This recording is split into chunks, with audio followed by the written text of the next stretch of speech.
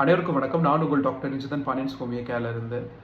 இப்போ இருக்க காலகட்டத்தில் வாழ்வியல் முறை மாற்றத்தினாலும் சரி, உணவு பழக்க மாற்றத்தினாலும் சரி, பித்தப்பை கல் பிரச்சனை இல்லாதவங்களே இல்லை அப்படின்னு கூட நம்ம சொல்லலாம். இந்த பித்தம் பயல்னு சொல்லுவோம். இது எதுக்காக வருது அப்படின்னா, நம்ம உணவு உட்கொள்ளும் போது அதில் கொழுப்பு இருந்துச்சுன்னா அதை கரைக்கிறதுக்கு தான் இந்த பயல் ரொம்ப பயன்படும் நம்மளுக்கு. இது பொதுவாக பெண்களை தான் அதிகமாக பாதிக்குது. அதிலும் 40 வயது கிட்ட பெண்கள் தான் இன்னும் அதிகமாக பாதிப்படையுதுன்னு சொல்கிறாங்க. அது ஏன் பெண்கள் மட்டும் அதிகமாக பாதிப்படைகிறாங்கன்னு பார்த்தோம்னா, கர்ப்ப காலத்தில் இயற்கையான முறையிலாகவே கொலஸ்ட்ரால் நம்ம உடலில் செக்ரேட் ஆகும். அதை கரைக்கிறதுக்கு 4 மடங்கு பயல் தேவைப்படும். அந்த நேரத்தில் இருந்து தான் இந்த பிரச்சனை அவங்களுக்கு ஆரம்பமாகுது. இந்த கல்ல நிறைய வகைகள் இருந்தாலும் ஒரு குறிப்பிட்ட வகை மிக்சடு ஸ்டோன்னு சொல்லப்படுற இந்த பிலிருபின், கால்சியம், கொலஸ்ட்ரால் இதுதான் ரொம்ப பரவலாக இப்போ நம்மளுக்கு இருக்கு.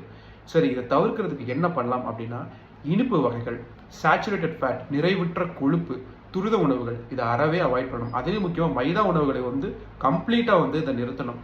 காய்கறிகள், நல்ல தினமான உணவுகளாக இருக்கட்டும், காய்கறிகள், பச்சை கீரைகள் இது நம்ம உணவில் சேர்த்துக்கிட்டே வரணும். எண்ணெய் பலகாரத்தை அறவே குறைச்சிக்கிட்டே வரணும். மனக்கவலை போக்குறதுக்கு தியான பயிற்சியில் நம்ம ஈடுபடணும். நிறைய தண்ணீர் பருகணும். ஹோமியோபதியில் இந்த லிவர், இந்த கல்லீரல் சம்மந்தப்பட்ட பிரச்சனைக்காக இருக்கட்டும், இல்லை பித்தப்பை சம்மந்தப்பட்ட பிரச்சனைக்காக இருக்கட்டும், ஒரு தாய் திரவம் இருக்குது, செலிடோனியம் கியூ.